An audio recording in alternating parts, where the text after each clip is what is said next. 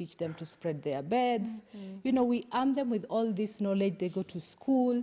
But then when it comes to sexual reproductive health, we don't give them anything to go by. And as Jimmy said, they are looking for information elsewhere. Right. Yeah. So in all the wrong places. In all the wrong places. Yes. Yeah. And I think a lot of times also we forget that all our youth are not all in, you know, places where they can access information. Okay. Look at the hard-to-reach area, the marginalized area. Yes. They don't have access to internet. They don't have access to, you know, TV or newspapers or reading materials.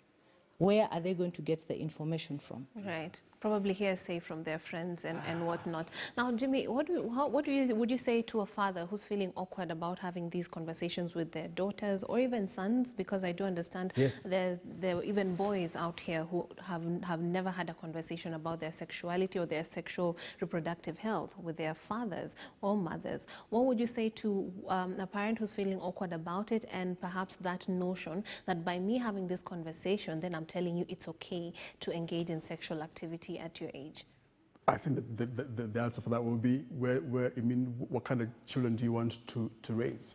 When you sit, when you look at yourself 10 years from now and your kids are all grown up, what kind of kids do you want them to be? Do you want to be embarrassed in as far as then turning to be, and let me not use tough words like violent, let me just say violent individuals or uninformed teenage girls who make decisions because you didn't speak with them, because you felt that, you know, this is how I was raised. We were raised in a certain way. We don't speak about sex to our children. That was then. This is now. The numbers are. Things have changed for that matter. This conversation, I think, more importantly, informs, educates. For these girls then to make the right decisions. It's not a matter of they will then have this information and use it wrongly. It's to protect them. Okay. I have these conversations with I started having these conversations with my daughters. I've got 3 daughters. And every time they would ask, it's not an easy thing to do. Yeah. But I always tell people, what they need is a father. They don't need friends. They need a father, somebody who can speak to them the truth. Yes. And every time they ask, no matter what age they are, I give them that information as per what they can understand. And over the years, you know, I'm happy. Yeah. I know that my kids are well prepared for the world, not vice versa. I know they cannot be, you know, sidewinded by information that is too much for them to bear. Yes, yes. Because, you know, as they grow up, we've had that conversation. And fathers especially, must have that conversation, especially with their daughters, because only they know what boys think. Yeah, and then that's a good way. Yeah, that's a very good way of looking at it. But at the same time, there might be a dad out there who's just wondering how do I start? Yes. The moment they ask you about it, start. Okay. Let me tell you for a fact. I mean, think about it. Do you want your daughter to come home pregnant? Simply because, and I'm sure Dr. Tade can give you this information, a lot of them are saying, no one told me. And more important, not just no one, my father didn't tell me. Okay, so do you want your child to walk into the house pregnant because she did not know whether this was right, whether this sort of jungled up information is good or not, you know? So have that conversation. Yes. Trust me, you won't regret it later. Okay. Now, Dr. It's a conversation. Yeah, it's a conversation. Dr. Konje, I'd like to know from you, we've talked about the role of what your players such as yourself, Maristops Kenya, as well as parents. Who else in society is charged with this responsibility and perhaps are not rising to the challenge? Where's the place of government? The clergy, who else should be taking responsibility for this? So it's everyone. I mean, it's literally everyone. So Jimmy has talked about the setup at home. Yeah. And just to, you know, support him is, if you're not able to have that conversation with your child, you're probably not enabled, you do not have the information. Right. Then take them to a place where they can get the information. And if it's not in school, then we have the various service delivery points. For example, at Maristops, we offer sexual health counseling. Okay. So you can walk in and you let your child get this information. But even in the government facilities, they have been trained to give this information. So I think it's just, you know, taking that bold step. The CS, Professor Margaret Kobia said, we have to be bold when we are talking about sexual and reproductive health. Yes. And if you're now talking about the roles, I already told you health was devolved. And now we have the county and sub-county health management teams on the ground to ensure that these facilities, that local dispensary, that county referral hospital, they have youth-friendly services. Right. The service providers there are able to counsel youth and give them the right information. Yes. And with the information, I think we have to embrace that they are sexually active. And COVID-19 has proved that our youth are sexually active. We have over 300,000 pregnant girls. Yeah. So they are sexually active. So then in the counseling, you're sexually active, then what do? We then introduce you to different methods of contraception. Okay. So that then you do not get pregnant. Because as Jimmy said, he does not want to see his daughter come back pregnant when they're actually not ready for it. It's an unintended pregnancy. Yes. Now, if you're going to bring this to maybe we're talking about sexual reproductive health information, but maybe someone is watching at home and they don't even know exactly what that is. Could you explain to us what kind of knowledge then they can get at these facilities, or even, because even the way a lot of people approach sexual reproductive information when targeting children, sometimes they even use words like flower, banana, you know. I mean, what kind of information should be, and how should it be encapsulated so that it's reaching the children and they're understanding exactly what the risks are? So it's, as you said, people use different ways of communicating. But the communication that must pass through is when you're of reproductive age, basically a young girl, if you have started your menses, then you're of reproductive age.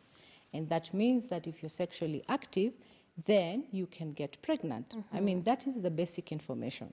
Yeah. So what can I do so that I do not get pregnant? Okay.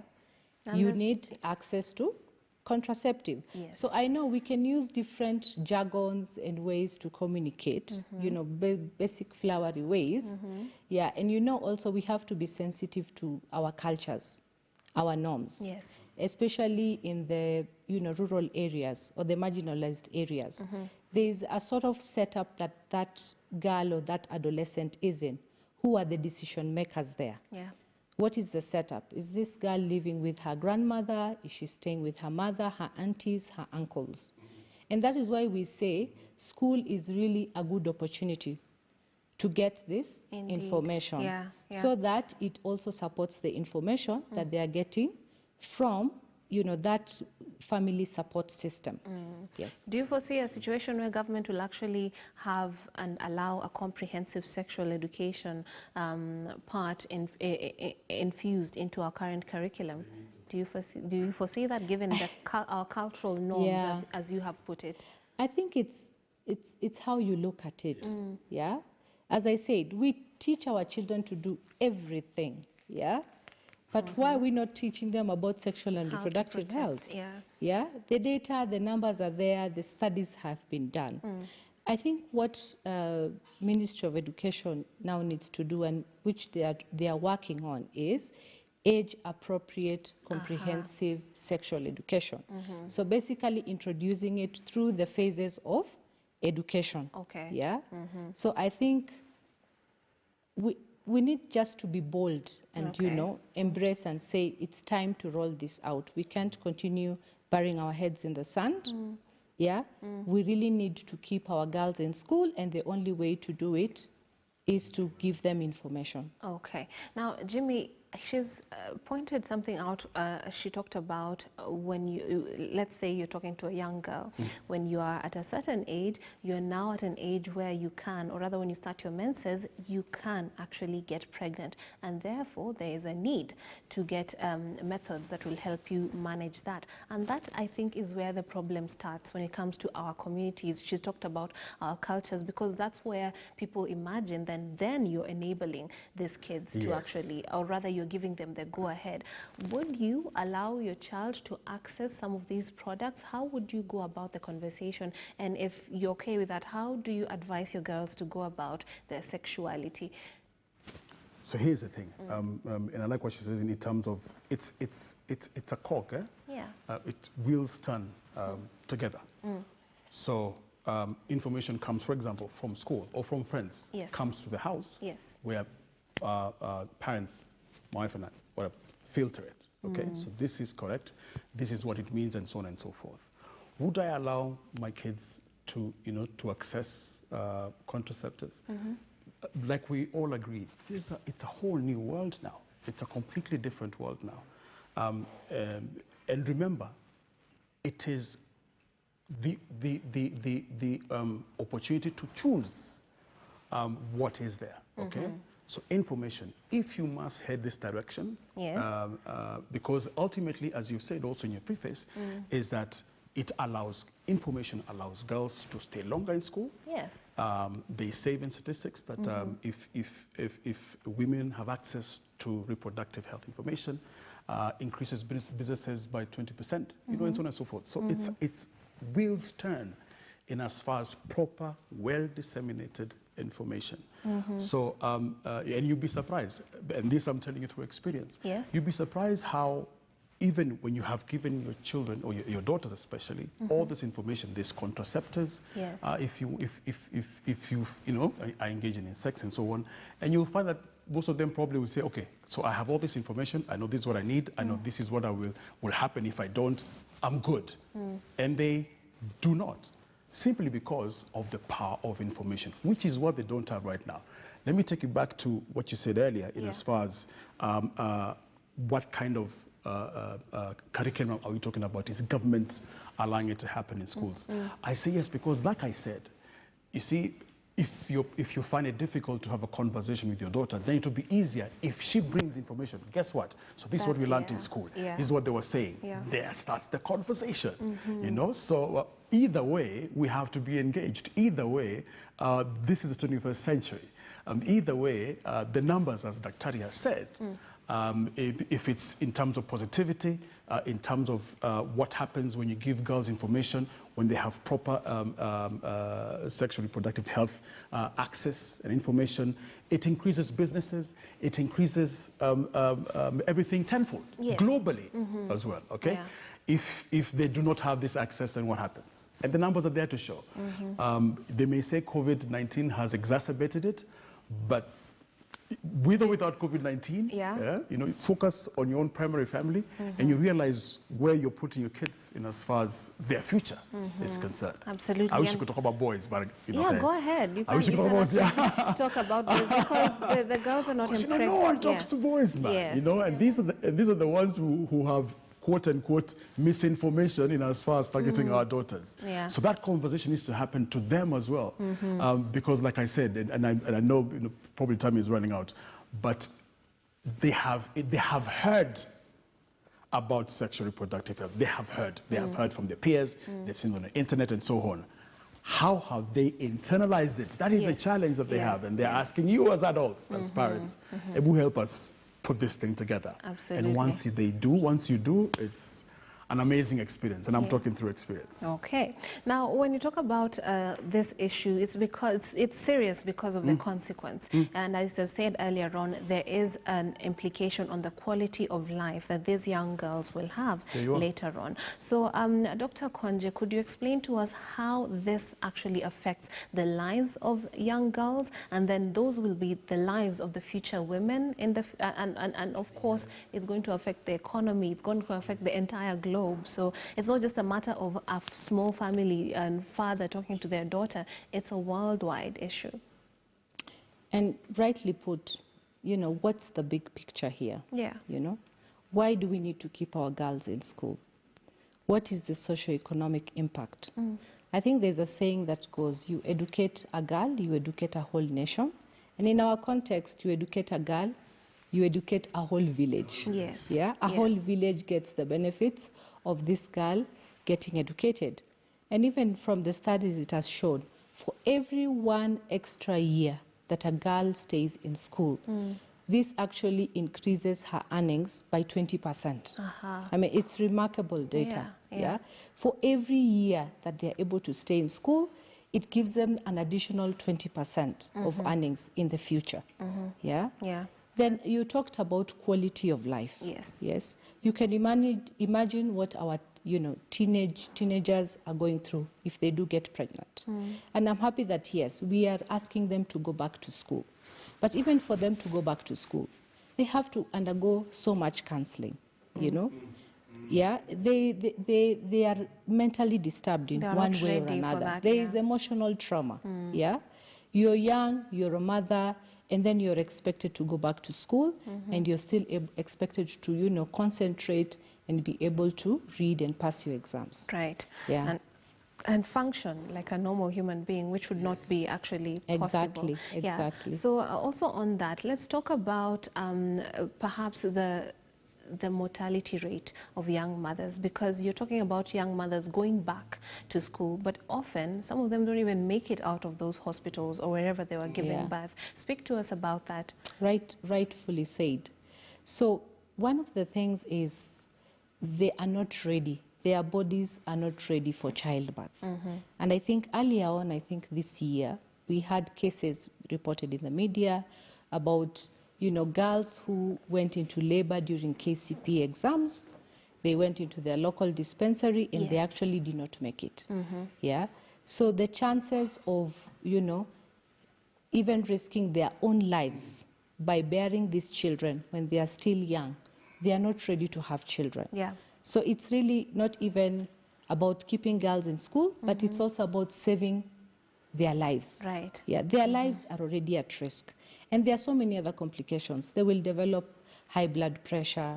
They will develop, other complications during birth. They have to go into cesarean section. Yes. You imagine a 13, 14-year-old girl going through all that. Yeah. That is the reality. It actually affects their health. And that's why we always say that let's look at reproductive health as like any other healthcare service. Right. Yeah? Let's bust the stigma. Let's, bust this misconception. It is just like another healthcare, service that you need when you're unwell. You have malaria, you have a flu, you have a cold, a cough. You go into the hospital. It's the same thing with reproductive health. You need this service. Yeah. And often, perhaps these are things that are happening in more developed countries where you see a mother taking their teenager to get the pill. But of course, this is another conversation that would have tongues wagging in this country for years even. Where do you see, what's your stance on that, Dr. Konje? Having girls being put on the pill preemptively sometimes just helps in hormonal balance. What's your take on that? Everything starts with information. Yeah. Everything starts with counseling. Everything starts with what's the choice. So this counseling would also have to be the parent and the young one? Not necessarily. Okay. Not necessarily. We do encourage, but the policy is very clear that the youth can access these services without the consent or being accompanied. They have, they have a right to access. Okay. Yeah, but we of course encourage them to be accompanied by their guardians. Their guardians yes, if that is possible. Jimmy, you're saying you think it's necessary when you're... Why? Explain to us why. And this is a fact. I know I said it earlier, that our daughters or our kids are not looking for us to be their friends. And I'm not a friend to my kids because I'm higher than that. Yes. They can get many friends. Can only get one father. So I'm higher than their friends. So they need to trust what I say. And the only way to do that is if I am with them in every step of the way. So by the time my daughter decides to go on her own volition to a center to access services, she must believe that, you know what, my father told me this is it. I had so many questions, he answered and told me, encouraged me to ask more questions when I get there. Yeah. We must be involved. Because, I was thinking about this. It's funny how now we talk about pregnancies like it's a bad thing. But you see, it's because And that's why I said, imagine a girl at 13 going through childbirth. The trauma, the confusion. They will hate childbearing. Yes, Yet look at you, you're a fantastic presenter. That would not have happened if pregnancy wasn't part of the norm. You know what I mean? So can we save all these things simply by having that one conversation? Yes. Simply by allowing our daughters to be able to understand that that it is for their own good. Yeah. Simply by understanding that when we do this, we increase even productivity. Can we? It's a cycle. Okay. Nothing happens on its own. You know what I mean? Fair enough. So I agree. Yes. You must encourage your daughter. Yes. You must go with him. Or go with her for that. Yes, yeah, I was about to ask you what would you do if your daughter came home one day and say, Mom, Dad, I was coming home from school and I saw the marriage stop facility and I decided, you know what, I'm going in and I'm getting the pill. What would your reaction be? I think. And I'm keeping in mind you're of the progressive type. Let me tell you, nothing I learned as a parent, I didn't read any books. I made mistakes, many mistakes. Yes. So I'm talking through experience. I believe by the time my daughter comes and tells me, Dad, you know what, I passed by marriage stops and I did this, it will be based on the conversations and many conversations we've had that has given her that confidence. Let me tell you, and Daktari will give you statistics of the many decisions teenage girls have made from advice from their peers. They regret it to this day. And simply because, and they will say it, it's there, the statistics are there. Yes. My folks didn't talk to me, and that's where I wanted that information from. You know what I mean? Yes. So for me, by the time she comes back, it will be because of that conversation. And by the way, it never ends. My eldest daughter, who runs my life right now in terms of my professional career, has 3 kids. Yeah? But we still have that conversation. You know, she has her own home. I have, you know, but we have that conversation. Can you imagine? My last born daughter, who's turning 16, we have that. It's an ongoing conversation. You know what? Because it never ends. And that's what you want. Absolutely. All the time. Conversations to happen. Now, as we continue to ruminate over it, it's important to give special focus to some of the data that is out there. Now, we are told that 218 million women in the reproductive age in low and middle age countries have an unmet need for modern contraception. That is 14%, and that is 32 million of these women are adolescents aged between 15 and 19, and these are girls who need it, actually. And when you talk about this, earlier on we spoke about access to information and also perhaps the environment in which these girls are brought up. Jimmy is talking from perhaps a perspective of a more educated environment. Perhaps his girls are from a more well taken care of when they were coming up. But then we have girls who are having this situation in the slums. How do you reach out to this group of girls, this demographic? Do they even know that they can actually go anywhere except for maybe church to get some sort of counseling? How do you reach out to this underserved groups? Dr. Konje, Dr. Konje, Yes, so rightfully put, we all wish we had fathers like Jimmy, you know, progressive, abdicated and urban. But we have quite fathers, or I would say parents, who are not like Jimmy. Yes. And therefore, the burden is now borne by the community. Yes. And peers to give the information. But I think even in addition to information, there's an issue of service. Where do they access the service? You've talked about unmet needs. Unmet needs means there is need for contraceptives, but it is not there. Yeah, I think the budget was recently read, and there's been an allocation for family planning commodities, but it is hardly enough. Yeah, and this is where Marriage Stops comes in. We are standing in the gap, and we are providing these services, especially in the hard-to-reach and underserved communities.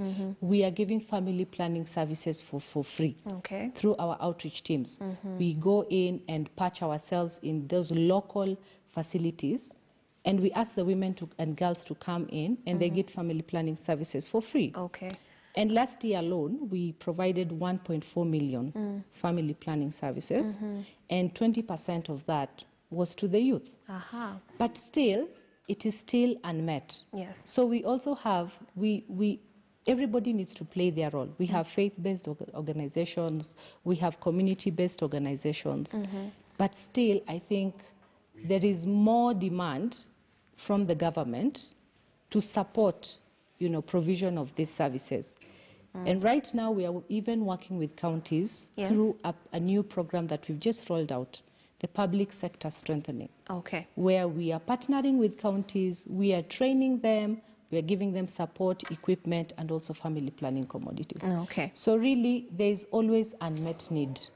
And we need more budgetary allocation towards reproductive health. Okay. Because, it's not only information, but where do they get the service? Yes, yes, yes. Are the family planning commodities available? Okay, that's a very good question. We're going to take a short break. When we come back, we shall dig deeper into this issue with Jimmy Gathu and Dr. Konje, who's with us here in studio from Maristops, Kenya, to help us shed light on the need of reproductive sexual health services.